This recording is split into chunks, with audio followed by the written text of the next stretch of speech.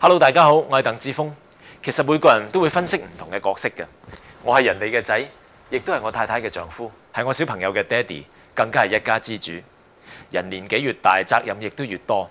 為咗屋企人，你更加要 keep 住自己身體健康。記住，你嘅健康同埋你家人嘅將來都掌握喺你自己手上。如果你有血壓、血脂、血糖高嘅三高問題，就要盡快睇醫生啦。Attention！ 大家好，我就係心血學堂嘅心血教官鄧子峰。身為你嘅心血教官，最緊張嘅當然就係你心血管健康啦。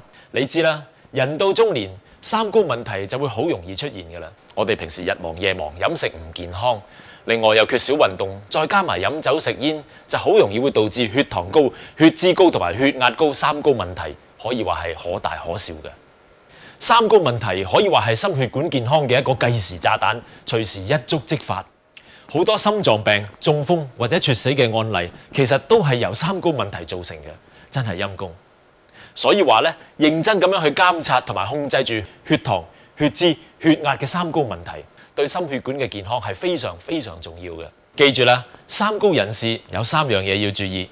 第一，即刻揾醫生同你做一個血管年齡測試，睇睇你嘅血管有冇嚴重老化。第二，同時亦都叫醫生同你做一個10年心臟病發風險評估。